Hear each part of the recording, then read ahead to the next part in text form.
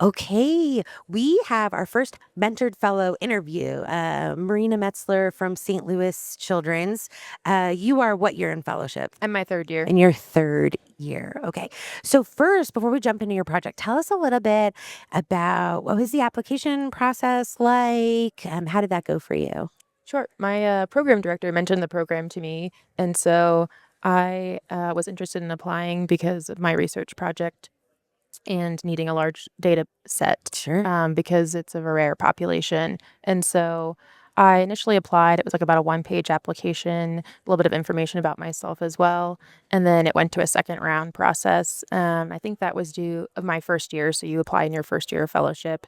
And then probably in March, I think it was, of my first year, I submitted like a 5-page application in more detail outlining the project and the goals I had.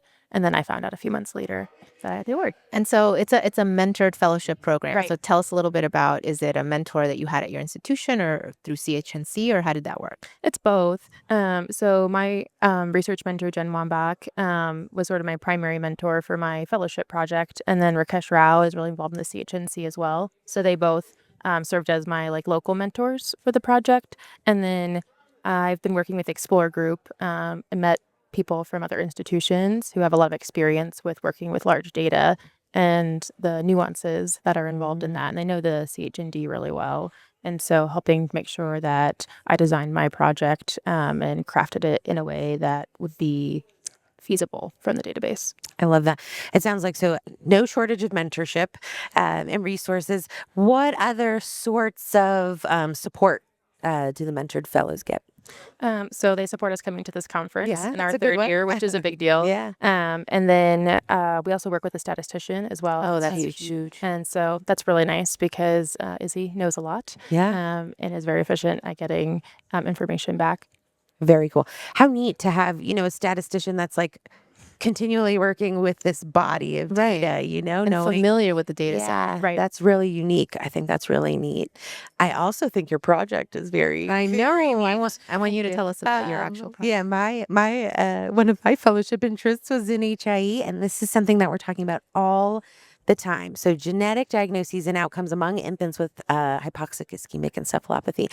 How did you what got you interested in this project? So I actually started out my medical career as a research coordinator. Aha. And one of the populations I did research with was babies with HIE. Love that. And so I kind of had that interest lingering in my mind and went to school, medical school, to become a neonatologist. And then in residency, gained interest in genetics from one of my research mentors.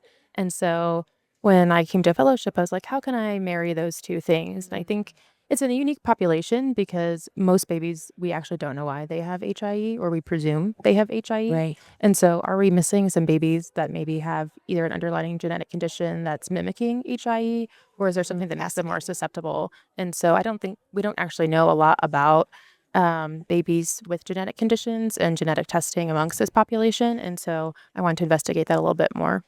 I love that. So are you looking for babies who have genetic conditions and not HIE, or babies who have HIE and might they have a genetic predisposition to this kind of ischemia or asphyxia, or both? I think in my dream world, both. Yeah. Because Very cool. I don't think we know, and it's really hard because we only have 6 hours to Yeah. decide whether to cool or not. And so my initial goal was can we tell a difference between these sets? There's a lot of different genetic disorders, and so is there something perhaps inherently different about those babies, or maybe not? And just because you have a genetic condition doesn't mean you can't have HIE. And so hoping to tease out some of those details. Very interesting. So what does that look like? How did you figure it out? So I didn't actually figure it out. Not yet. Okay. But you did find some Yeah, I interesting found some differences, things. right? Yeah. So I wasn't able to distinguish the babies before cooling time, and about their perinatal characteristics wasn't exactly surprising. What I did find was that the babies who had genetic diagnoses stayed in the NICU longer. They were on ventilators longer, had more complications from cooling, were more likely to need feeding support at discharge. And so I think that gives some insight too for babies that end up with a genetic condition, or even if you test them, how does that impact their hospital stay, and kind of setting that for families, because oftentimes, we kind of try to project how soon a baby's going to go home, but if in the back of your mind, this might actually be longer than a typical course, can be helpful.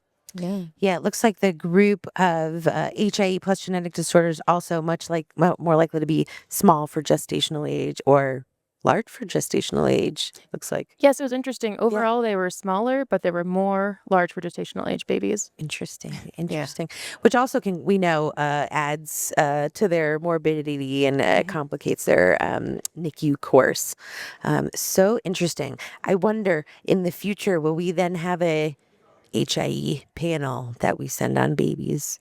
I think it'll be interesting, especially as more rapid genome sequencing is being implemented, and different institutions have different protocols. So some places actually test all their babies, or at least offer for HIE. And I Oh, think that's coming down the pipeline in other places.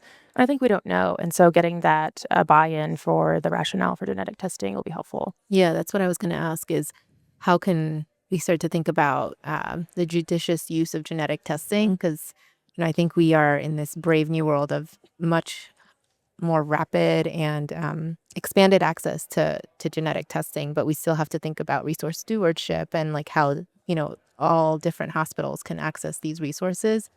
So it makes you wonder, like, how can we think about, do all HIE babies need to have genetic testing, or is it the ones, or are there certain characteristics that would make us want to send a little bit or think a little bit more about sending genetic testing? Is that sort of where your head's at? Exactly. Yeah, because like 30 to 40% of babies have a sentinel event. So like And the just majority don't. and the majority Yeah. who don't. So like I think in a baby that like doesn't have a very discrete, like, oh, they had a placental abruption, like that makes sense. But even if they had a placental abruption, they still could have something else. Right. Yeah. But I think in those babies that like it really doesn't make sense, as Right. the babies you weren't expecting, are ones to maybe think about as an alternate diagnosis. Yeah, we've been talking a lot in the Florida Neurologic Network, or especially those babies who don't match their presentation. Like the MRI doesn't match their presentation in either direction. They look too good for their MRI, or their MRI, their presentation is much more severe than their MRI. Should we be doing more investigation on those babies? And I think genetics, it makes sense that that's an interesting place to start. One thing I was interested in, I was wondering if you had any data, and you do, on the kind of the outcomes, encephalopathy severity, and there wasn't really a difference.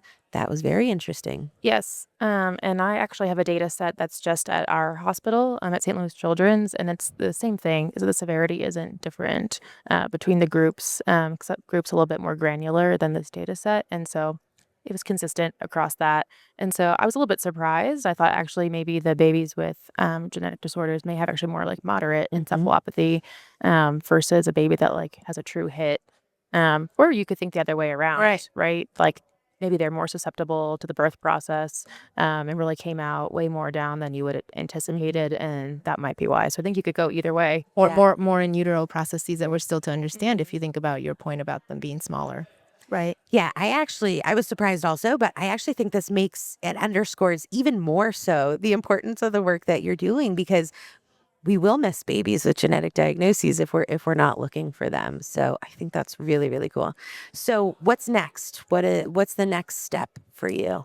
Well, I'd like to publish, of course. And then, I've been thinking about how do I take this into the future, but I really think having a larger group of consistently tested babies would truly be helpful, because then you can have a true control group.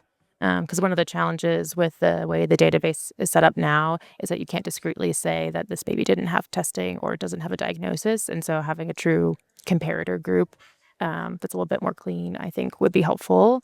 And then having that information, because we may find there are certain genes that we really aren't looking for that maybe are out there that we don't know yet. Yeah. Yeah, it was interesting. You had some MRI data as well, and truthfully, the presentation of those babies, HIE plus genetic diagnoses, is not the typical patterns that Right. we see. It's a little bit So, different. for sure. More likely to have parenchymal hemorrhage, IVH, deep gray matter, of course. But this, especially this one, interesting about cortical atrophy, should maybe give us pause to say, is there something else going on with babies? I agree. And then is this cortical atrophy that's acute or more chronic? Right. Right. Very cool. Sounds like you have a whole career's worth of work ahead of you. Amazing. How amazing. Well, we're definitely looking forward to seeing what else you put out. You send us your publication when it comes out. We'll be happy to review it. But congratulations. And thank you for letting us know everything that the CHNC is doing to mentor fellows. Thank you. Thanks for having me on. Hope you enjoy the rest of the conference. Thanks.